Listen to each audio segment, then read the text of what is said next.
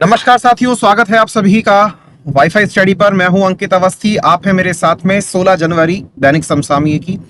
जैसा कि आप सभी जानते हैं कि आप लोगों के लिए हमारे द्वारा 15 मिनट में 15 क्वेश्चंस का यह विशेष सेशन लिया जाता है। तो आज के इस खास सेशन में आपके लिए क्या है, चलिए एक एक करके आपके सामने चर्चा शुरू करते हैं।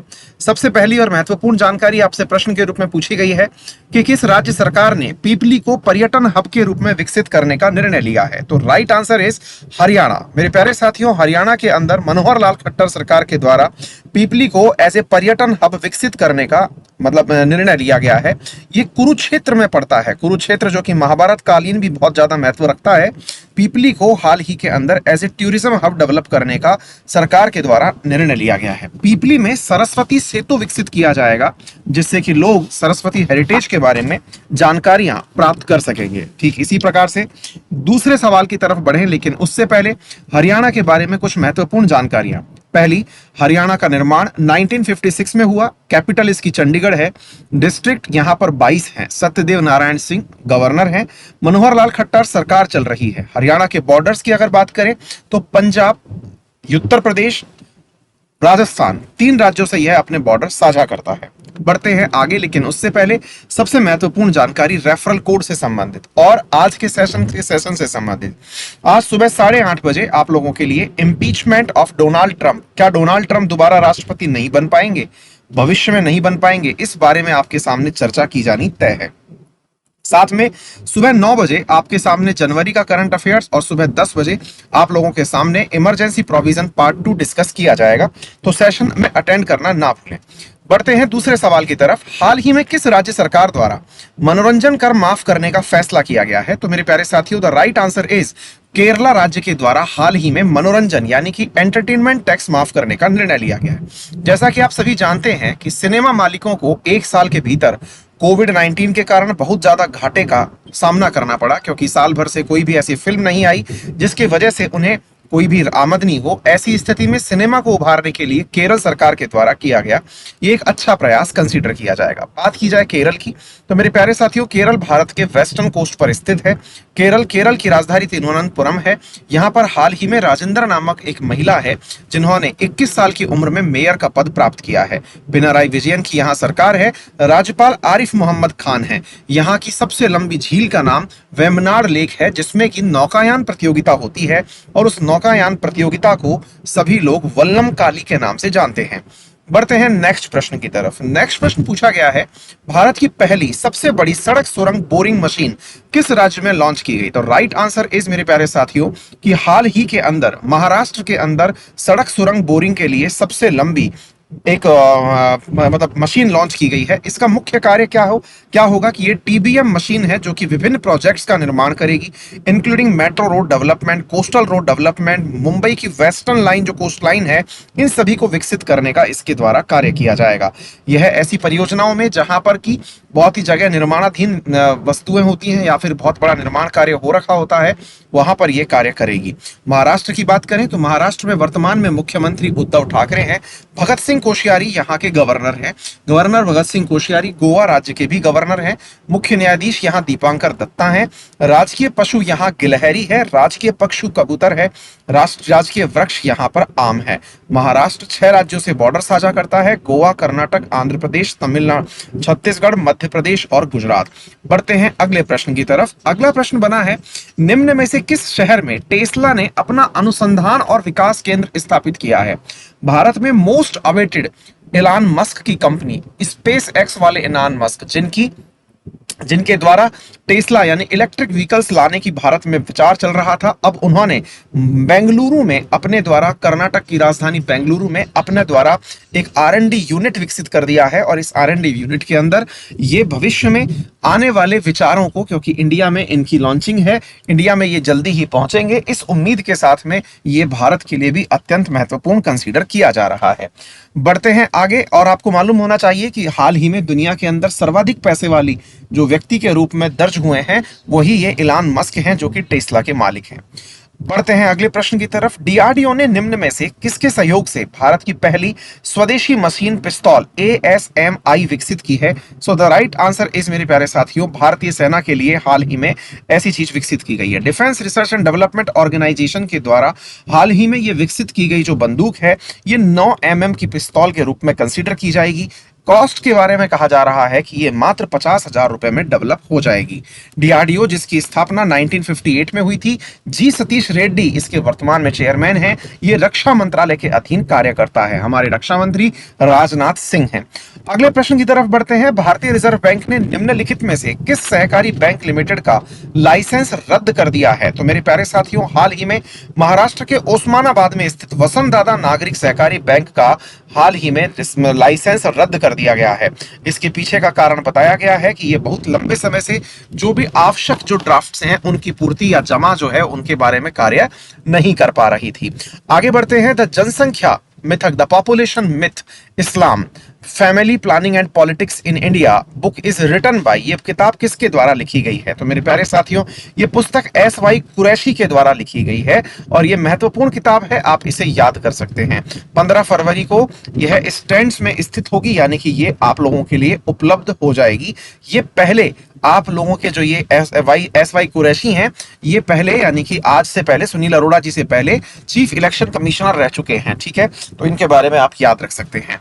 कौन सा देश अपने उच्चतम लॉन्च क्षमता वाले प्रमुख रॉकेट H3 को लॉन्च करेगा? तो मेरे प्यारे साथियों, हाल ही में जापान ने कहा है कि वो अपना सबसे पावरफुल, याद रखिएगा, हाल ही में स्पेस लॉन्च सिस्टम नासा के द्वारा भी प्रस्तावित किया गया था जो कि दुनिया का सबसे पावरफुल होगा, और ऐसा ही जापान के द्वारा भी कहा गया है कि वो भी अपना सबसे पावरफुल सिस्टम जो है वो H3 लॉन्च सिस्टम टारगेट करके चलेगा, जिसके बारे में कहा गया है कि यह 6.5 टन सामान जियो स्टेशनरी बोले तो पृथ्वी से 36,000 किलोमीटर की ऊंचाई पर ले जाने की क्षमता रखेगा।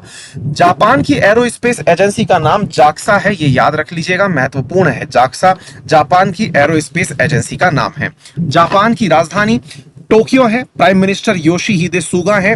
करेंसी जापानीज येन है और जापान ईस्ट एशिया में स्थित है। याद रखिएगा, जापान 4 प्रमुख आइलैंड से निर्मित है, Hokkaido, Honshu, Shikoku and Kyushu. याद रखिएगा, यहां पर शिकोकू जो है, वो होन्शु जो है, वो सबसे बड़ा आइलैंड कंसीडर किया जाता है। जापान में शिंजो आबे सरकार जब हुआ करती थी, तब जापान ने भारत के साथ मिलकर के क्वाड का निर्माण किया था और भारत और जापान के बीच में एक 4 पक्षीय ऑस्ट्रेलिया अमेरिका के साथ मिलकर के मालाबार एक्सरसाइज भी की जाती है। अगले प्रश्न की तरफ बढ़ते हैं। हाल ही में भारत ने पुर्तगाल में नए राजदूत के रूप में किसे नियुक्त किया है? तो मेरे प्यारे साथियों, द राइट आंसर इज, मेरे प्यारे साथियों, मनीष चौहान को हाल ही में नियुक्त किया गया है। यह तथ्य आप याद रख सकते हैं, पुर्तगाल के अंदर नियुक्त किया गया है। मनीष चौहान 1994 बैच के भारतीय विदेश सेवा के अधिकारी हैं और ये यहां पर पहले से यूएनईएस के अंदर कार्यरत थे। पुर्तगाल के बारे में अगर मैं आपको बताऊं तो मेरे प्यारे साथियों, पुर्तगाल जो है वो एक आइबेरियन पेनिनसुला में स्थित कंट्री है। भारत और पुर्तगाल के बीच में सबसे बड़ी से पुरानी बात आपको याद रख सकते हैं, वो ये रख सकते हैं कि भारत की खोज करने वाला जो वास्को डी गामा आया था वो पुर्तगाली था, और फिर यहां से सबसे एंड में जो सबसे लेट गए थे वो लोग भी पुर्तगाली थे। गोवा पर सबसे अंत समय तक जो राज किया वो पुर्तगालियों ने किया था और गोवा को मुक्त कराने के लिए ही ऑपरेशन विजय चलाया गया था। ये कुछ तथ्य हैं जो आप याद रख सकते हैं। गोवा की राजधानी लिस्बन है और यहाँ की मुद्रा यूरो है। मार्सिलो रिबेलो यहाँ के प्रेसिडेंट हैं। एंटोनियो कोस्टा यहाँ के प्रधानमंत्री हैं। भारतीय सेना दिवस किस दिन मनाया जाता है? मेरे प्यारे साथियों, हाल ही में 15 जनवरी के दिन आर्मी डे को मनाया गया था। ये तथ्य याद रखिएगा, भारत सरकार के द्वारा यह 73rd आर्मी डे कंसीडर किया गया है। ये उन सभी सैनिकों की याद में मनाया जाता है जिन्होंने भारत के लिए अपने प्राणों की आहुति दी है। याद रखिएगा, भारत में मनोज मुकुंद नराणवे वर्तमान में चीफ ऑफ आर्मी स्टाफ है। Vipin Rawat CDS chief of defence staff हैं। बाकी अन्य दो की बात करूं तो chief of air force staff RKS Bhadauria हैं और करणवीर सिंह जो हैं वो आप लोगों के चीफ ऑफ नेवी स्टाफ हैं। बढ़ते हैं अगले प्रश्न की तरफ।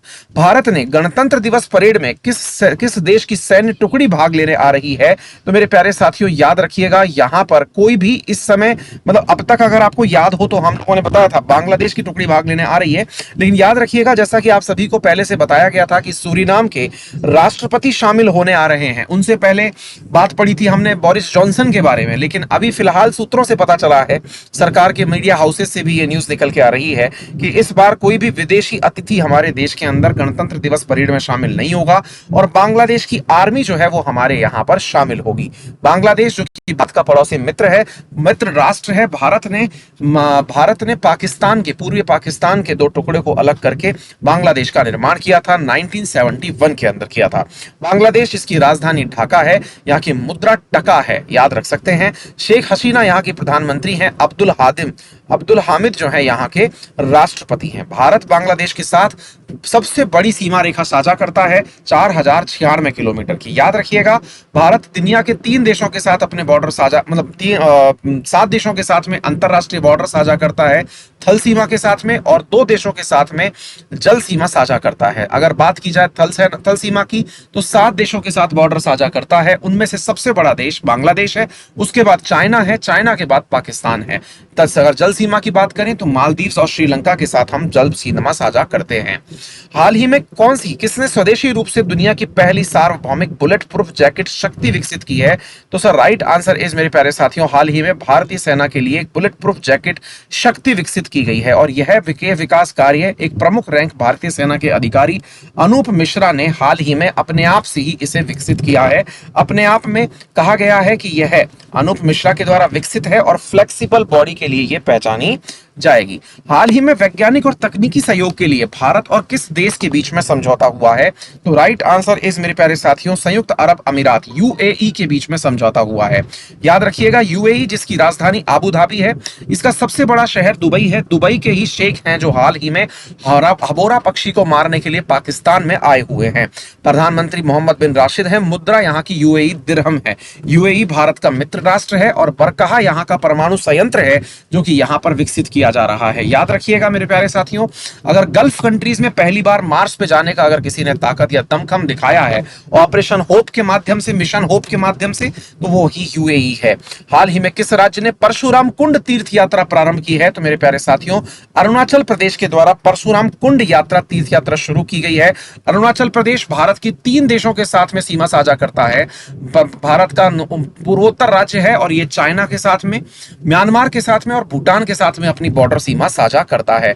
यहां पर मकर संक्रांति के पर्व पर पवित्र कुंड के अंदर, परशुराम कुंड के अंदर प्रवेश के लिए यह कार्य किया गया था। यहां की राजधानी ईटानगर है। मुख्यमंत्री पेमा खांडू है। गवर्नर बीडी मिश्रा, मुख्य न्यायाधीश अजय लामा है। लोकसभा में 2 सीट हैं, राज्यसभा में 1 सीट है और 60 विधानसभा सीटें उपस्थित हैं। याद रखिएगा, अरुणाचल प्रदेश में भी अरुणाचल प्रदेश, नागालैंड, मणिपुर और मिजोरम की भांति इनर लाइन परमिट कार्य करता है। आखिरी प्रश्न बना है आपका कि FIH पुरुष हॉकी विश्व कप 2023 का आयोजन भारत के किस राज्य में किया जाएगा? तो राइट आंसर है मेरे प्यारे साथियों, ओडिशा में किया जाएगा, जहां पे खेलो इंडिया के 3रे संस्करण का भी आयोजन किया गया था। उसके साथ उसी राज्य के अंदर मेरे प्यारे साथियों याद किया जाएगा। ओडिशा के बारे में कुछ महत्वपूर्ण करंट हाल ही में याद कर लीजिएगा। भारत का पहला फायर पार्क कहां स्थापित किया गया? तो उड़ीसा में स्थापित किया गया है। दूसरा तथ्य ये याद कर सकते हैं कि मिशन पूर्वोदय का केंद्र उड़ीसा है। भारत का स्टील सेंटर उड़ीसा है। हाल ही में यहीं पर स्टील अथॉरिटी इंडिया लिमिटेड, जिसकी महिला अध्यक्ष सोमा मंडल हैं, उनके ही प्लांट राउरकेला प्लांट में हाल ही में आग लगने से कुछ लोगों की मौत हो गई थी। ये कुछ तथ्य हैं जो कि आपको उड़ीसा के बारे में पता होने चाहिए। बढ़ते हैं आगे की तरफ और आपको बताते हैं FIH के बारे में। मेरे प्यारे साथियों, जितने भी खेल होते हैं विश्व में उन्हें federation of hockey, international hockey के द्वारा मेंटेन किया जाता है। इसकी स्थापना 7 जनवरी को हुई थी। इसका मुख्यालय लुसाने, स्विट्जरलैंड में है। इसके अध्यक्ष, जो इंटरनेशनल हॉकी के अध्यक्ष हैं, फेडरेशन ऑफ इंटरनेशनल हॉकी, इसके अध्यक्ष नरेंद्र बत्रा हैं। CEO थियरी वेल है। ये थी तमाम खबरें जो मैंने आप लोगों को बताई। सुबह फिर मुलाकात होती है 6:30 बजे करंट अफेयर्स की क्लास में। टिल देन टेक केयर और याद रखिए, आज करंट की क्लासेस सुबह 9 बजे और सुबह 10:15 बजे और सुबह 8:15 बजे, 8:30 बजे यूपीएससी चैनल पर देखना ना भूलें, आप लोगों के लिए कि डोनाल्ड ट्रंप का इंपीचमेंट की प्रक्रिया क्यों अत्यंत महत्वपूर्ण है हम लोगों के लिए समझना। Thank you so much. अपना ख्याल रखें। Till then take care. Bye bye. See you.